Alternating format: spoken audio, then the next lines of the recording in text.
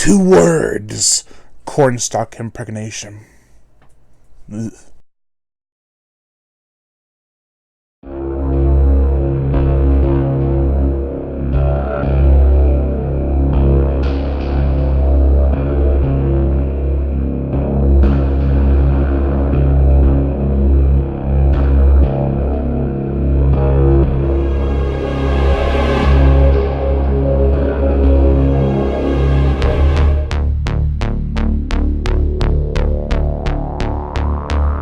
Night of the Scarecrow. This is the 1996 DTV movie that came out in Germany first in 1995. Oddly enough, the plot. There is an old legend in this town, and a woman drives back to rekindle her relationship with her father and stuff like that. And anyways, the curse comes back in the form of a scarecrow, and it's stalking those who tried to stop it in the first place. Something like that. So it is a really simple setup. Let's see how it's executed.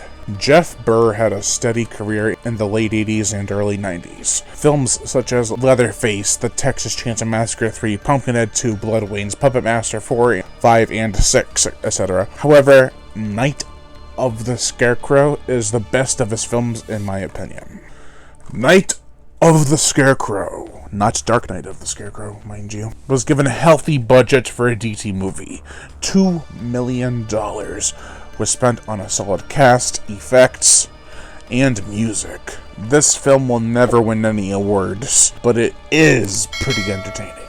The cast of characters do the best with what they are given, even though they are all walking cliches. We have the drunken heathen, the priest, the woman returning to her hometown, the charming man to sweep her off her feet, the mayor, and the sheriff. Danny, played by John Hawkes, the liquor store guy in From Dusk Till Dawn, plays the drunken heathen. He is directly responsible for releasing the Scarecrow because of his drunken antics. He is also getting down with the Reverend's daughter, Stephanie.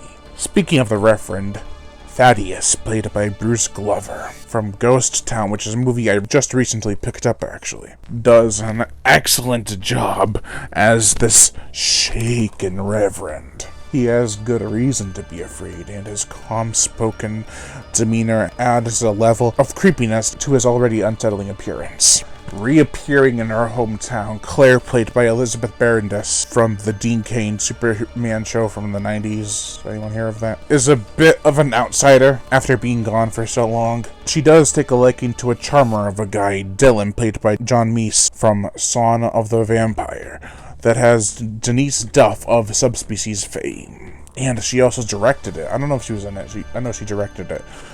How am I just finding out about that now? Dylan's a good guy that has just been in too many poor relationships. He is looking for the right woman to settle down with. Claire's dad, Mayor William, played by Gary Lockwood from 2001: A Space Odyssey, acts like Claire is promiscuous with no real reasoning. He obviously isn't thrilled to see her back home. We also have the mayor, Frank, played by Steve Root, who is Milton from Office Space.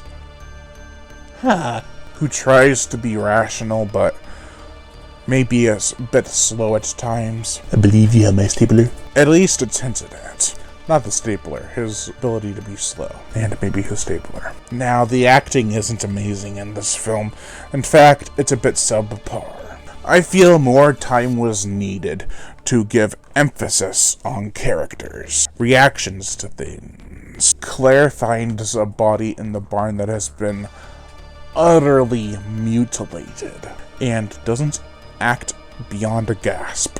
The script was written in 1990, but shelved for a few years, because the studio that was backing it went bankrupt. The greatest contribution to the film's fear factor via performance belongs to Howard Swain's portrayal as the titular Scarecrow. Originally, he was supposed to spout more one-liners, but Jeff Burr insisted on limiting his speech. The backstory for the creature is rather haunting, and takes a slight twist on the evil priest idea. A priest from way back in the day was only trying to do what was best for his town. He made a deal with a wizard of sorts, who promised good weather and tons of crops. However, his wrath was felt via orgies and other shenanigans, which was the last straw. See what I did there? The Scarecrow does talk in this, but he mostly asks for his artifacts back, and laughs a creepy cackle. Speaking of creepy, this film has a warm yet cozy yet chilling vibe and haunting atmosphere to it. Most of the film is a brighter tint than yellow and orange, which adds a great deal to its fall-like atmosphere. It's a great movie to watch around Halloween. The gore, the effects, we get a brutal farm equipment scene that actually shows you the impact of what happens during the cutting of a certain machine.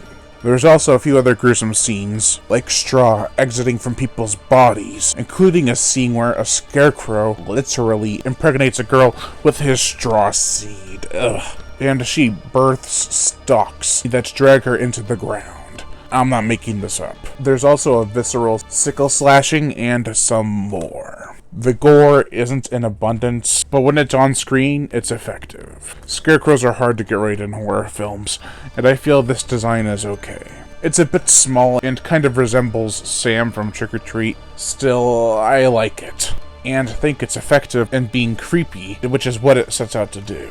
90% of the effects are practical. There's one scene involving the Scarecrow walking through some hay barrels, which he could have just walked around, but then it wouldn't have looked so hokey. Also, some lightning effects hit the Scarecrow. That's all bad at 90s CGI. The motion picture soundtrack, the music is okay, nothing phenomenal. It sets the epic mood the story is trying to go for, but so much falls flat. Jim Manzi, who composed some of Jeff Burr's other films, does a decent job here. He really likes to use an electric keyboard, like in Pumpkinhead 2 Blood Winds. This is a bit slow-paced, decently acted, quite violent, and nice-sounding movie. I don't see myself constantly returning to it, but I think it's worth a watch. It has its fans, and I can respect that, sure.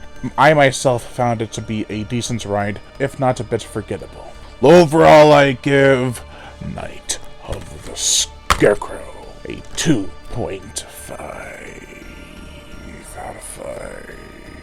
Thank you all for watching, and I am Brian Gatto, the horror show host. Make sure to like and comment on, as well as share this video. Like my Facebook fan page and support me on Patreon. Even $1 a month will help keep this channel going strong, and I'd greatly appreciate it. And as always, hit that notification bell and subscribe.